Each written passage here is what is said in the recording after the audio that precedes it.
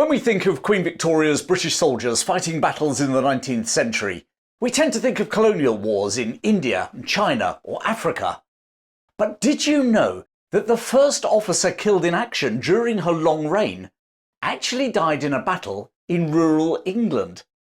Just 5 miles from Canterbury Cathedral, a self-proclaimed messiah led farm labourers in a bloody confrontation with British redcoats in 1838. This is the story of the Battle of Bossenden Wood that left 11 men dead, and some claim was the last battle ever fought on English soil. Intrigued? Then let's find out more. 1832, and England's green and pleasant land was far from the rural idyll that many of us think of when we talk about living in the countryside. In Kent, agricultural workers facing low wages, unemployment due to mechanisation, enclosures of common grazing land, and the implementation of workhouses for those who were destitute, rioted in 1830.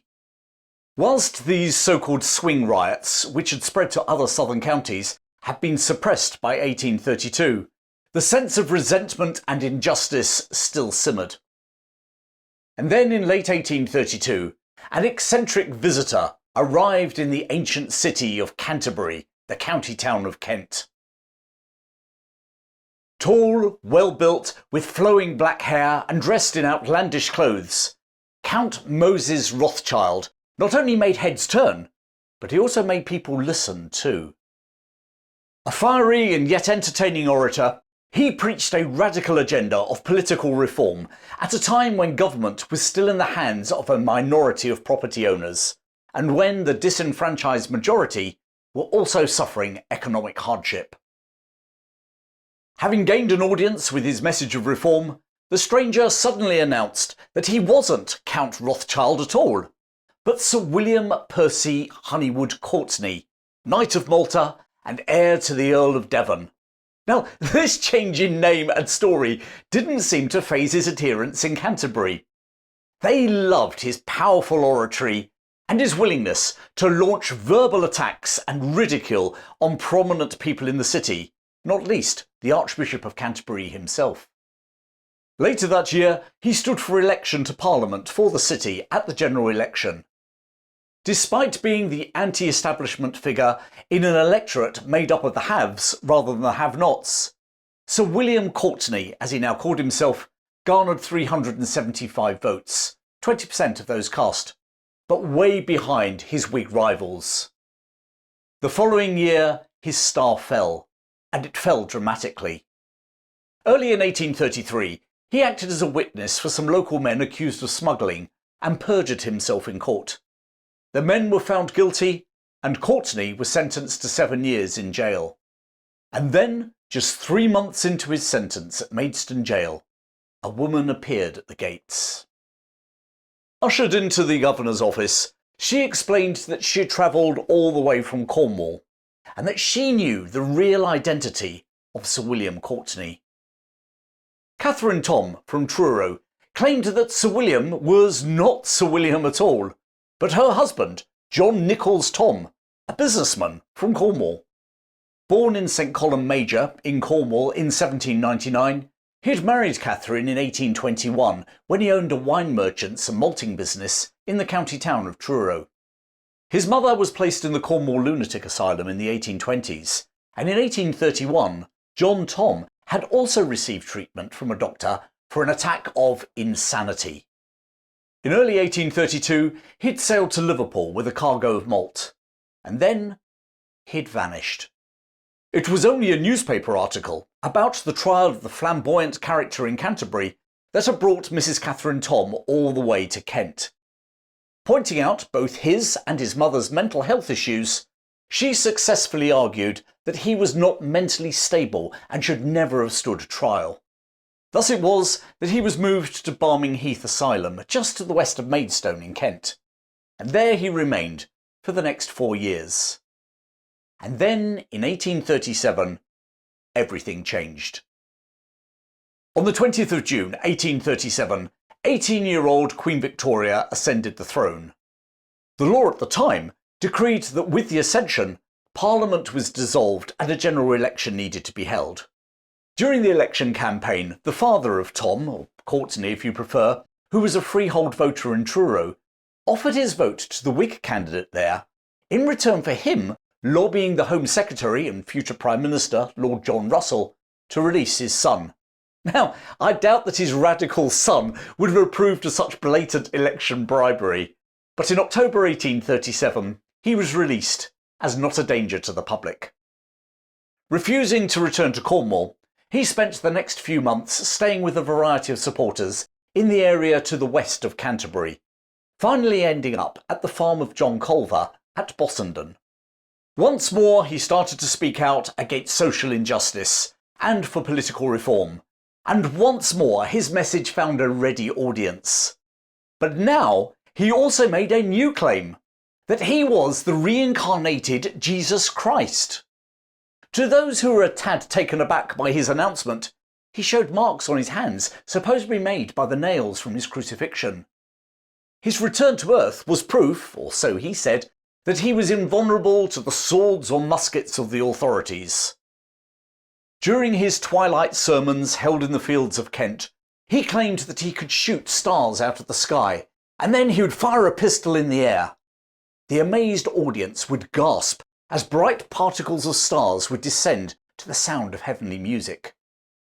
Actually, his wounds, it was later proved, came from an accident in Cornwall, and the descending stars, well, they were a combination of tow, which was a coarse fibre, and iron particles fired into the night sky by his pistol. And as for the heavenly music, well, that was a supporter playing a flute in a nearby wood. Now, it's easy enough to scoff nowadays, but imagine for a moment you were an ill-educated farm worker, working hard for little wages, worried that advances in agricultural machinery like threshing machines would turn you out of your job and into the workhouse. How willing would you be to listen to any message and believe even a man claiming to be the Messiah? On Tuesday the 29th of May 1838, at the time a public holiday called Oakapple Day, he led a dozen unarmed supporters through the village of Bourton-under-Blean. Situated on the ancient Watling Street, it was from the high ground at the village that during the Middle Ages, pilgrims travelling from London to the shrine of St Thomas Becket had their first glimpse of Canterbury. By now, Courtenay had changed his sartorial elegance for an agricultural labourer's smock, a yellow handkerchief round his neck, and a white straw hat.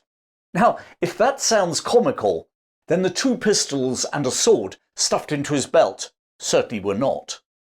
As evening drew on, he delivered a fiery speech, promising that the day of judgment was near, when the landowners would be brought low, the workers raised up and given their own farms, and the workhouses burned to the ground.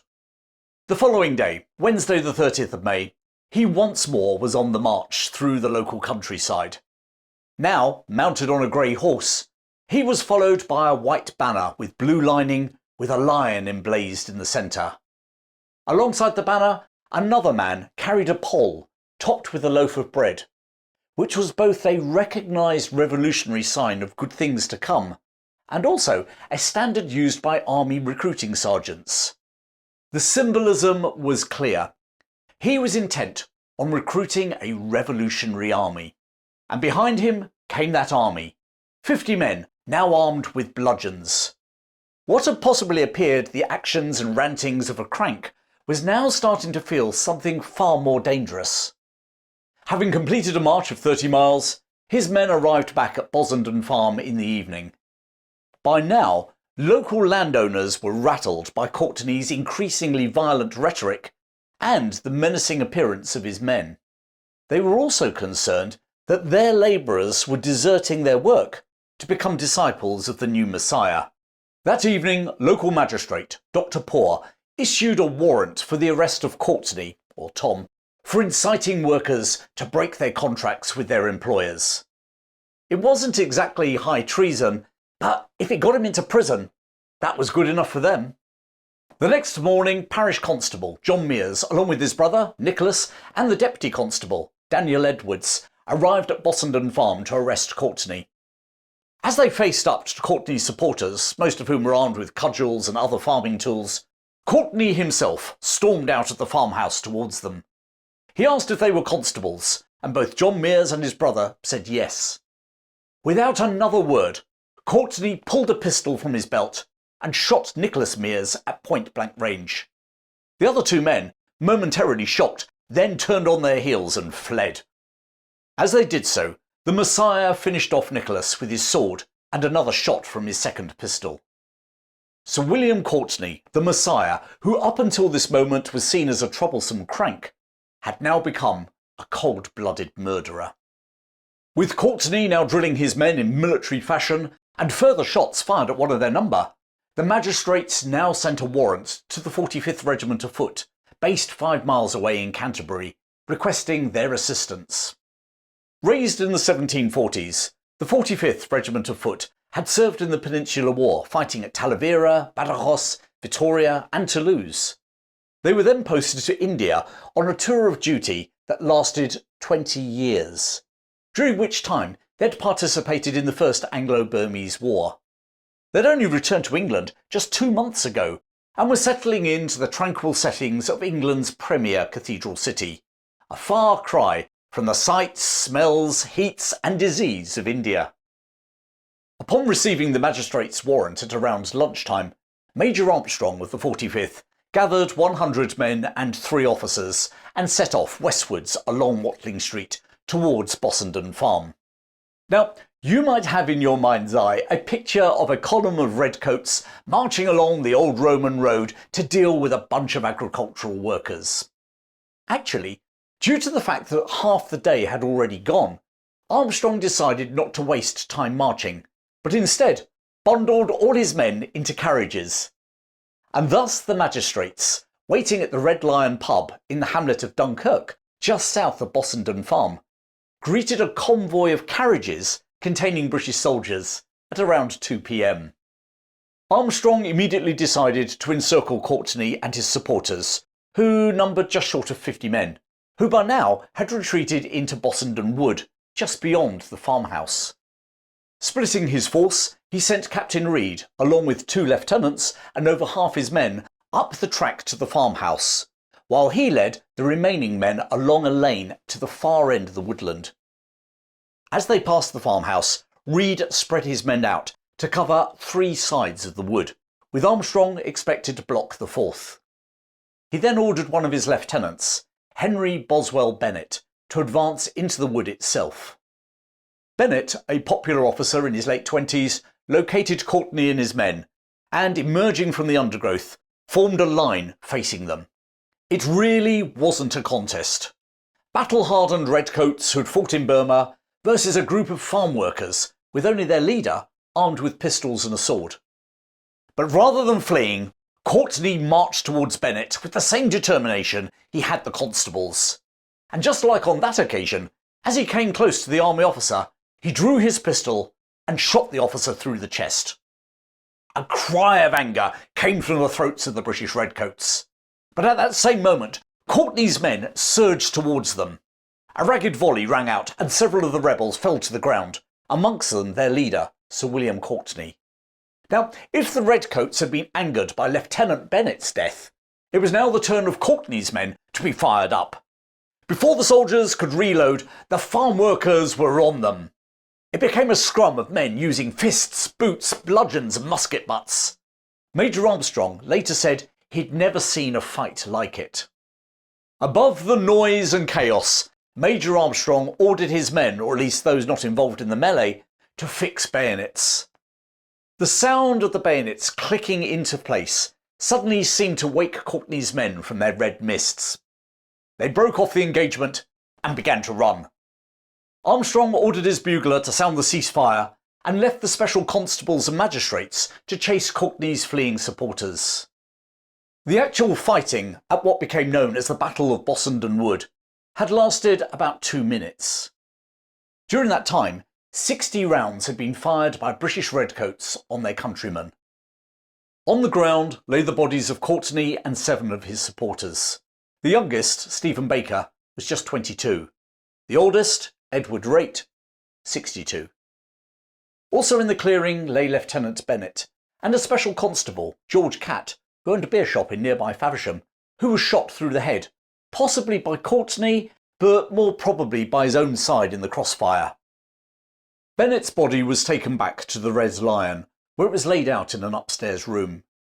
He holds the distinction of being the first British officer to die in action during Queen Victoria's 64-year reign. He was buried at Canterbury Cathedral on the 2nd of June. Courtenay's body was also taken to the pub, where it was placed on a bed of straw in the stable. Now, is it just me, or is there some sort of irony of a man proclaiming himself to be Jesus Christ, lying on a bed of straw in a stable? The self-styled Messiah was buried in the churchyard at nearby Herne Hill. Fearing that supporters might dig him up to claim that he'd been Christ-like risen from the dead, armed soldiers guarded his grave for the next 3 nights. In the days following the Battle of Bossenden Wood, over 30 of Courtenay's supporters were arrested. 10 were put on trial in August, resulting in 3 being transported to Australia, while the rest were sentenced to 1-year hard labour in British prisons. They left behind them wives and children facing destitution. Many would end up in the very workhouses that Courtenay had preached against. And so ended the Battle of Bossenden Wood. Some regard it as the last battle ever fought on English soil. But despite being called a battle, was it a battle or a skirmish? I'll let you decide. Incidentally, just 4 miles north of Courtenay or Tom's grave, there's another location which some people also claim to be the last site of a battle in England. The so-called Battle of Graveney Marsh between British troops and the crew of a downed Luftwaffe bomber in World War II. But that, as they say, is another story. Well, I hope you enjoyed that slightly different story to my usuals.